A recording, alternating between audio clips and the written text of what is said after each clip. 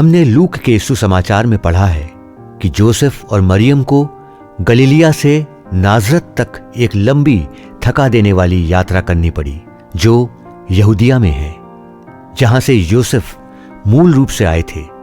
वह उनका जन्म स्थान था और रोमन सरकार द्वारा यह आज्ञा थी कि सभी को पंजीकरण करने और अपने करों का भुगतान करने के लिए अपने जन्म स्थान पर जाना चाहिए। यह कितना अद्भुत है जब ईश्वर अपनी इच्छा को पूरा करने के लिए अधिकारियों का भी उपयोग करता है।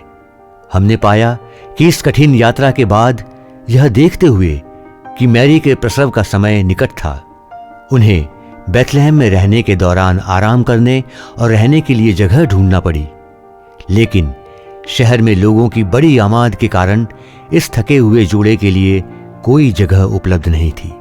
संत लूक के सुसमाचार में हम पढ़ते हैं, और उसने अपना पहलौठा पुत्र को जन्म दिया और उसे कपड़ों में लपेटकर चरनी में रखा, क्योंकि सराय में उनके लिए जगह नहीं थी। जैसा कि हम आज अपने चारों ओर देखते हैं, हम पाते हैं कि बहुत से लोग अपने जीवन और व्यवसायों और अपनी उपलब्धियों में इतने व्यस्त हैं, जैसे कि यह बिल्कुल वैसा ही था जब यीशु का जन्म हुआ था। लोग उस दिन की अपेक्षाओं और उन्हें जो कुछ करने की जरूरत थी, उस पर इतना ध्यान केंद्रित कर रहे थे कि वे उस बात को भूल गए जो ईश्वर ने कई साल पहले पैगंबर यशायाह के माध्यम से कहा था, क्योंकि हमारे लिए एक बच्चा उत्पन्न हुआ है, हमें एक पुत्र दिया गया है, और प्रभुता उसके कंधे पर होगी, और उसका नाम अद्भुत, मुक्ति करने वाला, पराक्रमी परमेश्वर, अनंत पिता, शांति का राजकुमार रखा जाएगा। यीशु या उसके प्रति समर्पित लोगों के आसपास रहना निश्चित रूप से एक बात है, और यीशु को आपके दिल में रहना बिल्कुल अलग बात है। बहुत से लोग यीशु को अपने आसपास पाकर खुश हैं, लेकिन उन्हें अपने दिलों में बसाने के लिए प्रतिबद्ध नहीं है।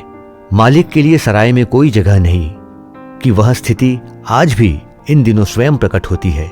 यह कितना दुखद था कि जिसने मानव जाति की रचना की और मनुष्य को वह सब कुछ दिया जो उसके पास था, उसे मनुष्य से वह स्वागत या प्रतिक्रिया नहीं मिली जिसका वह उचित हकदार था। जब मैं यीशु को स्थान देने की बात करता हूं, तो मैं उसे अपने जीवन में अधिकार देने की बात करता हूं। आप गुरु को किस प्रकार का अधिकार देने को तैयार हैं? क्या वह वहां केवल सलाह देने के लिए है जब उससे अनुरोध किया जाता है, या क्या वह वही है जिसकी ओर आप रुख करते हैं, चाहे परिस्थिति कितनी भी सरल या कठिन क्यों न हो? यह उस प्रकार का रिश्ता है जिसकी स्वामी को हमसे अपेक्षा है। वह हमारे विचारों, शब्दों और कार्यों में पूरी तरह शामिल होना चाहता है।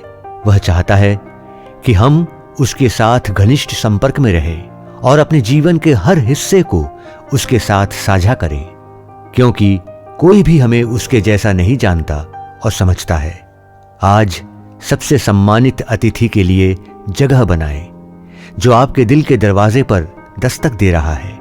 उसे अंदर आने के लिए कहें और उसे अपने साथ साझा करने की अनुमति दें।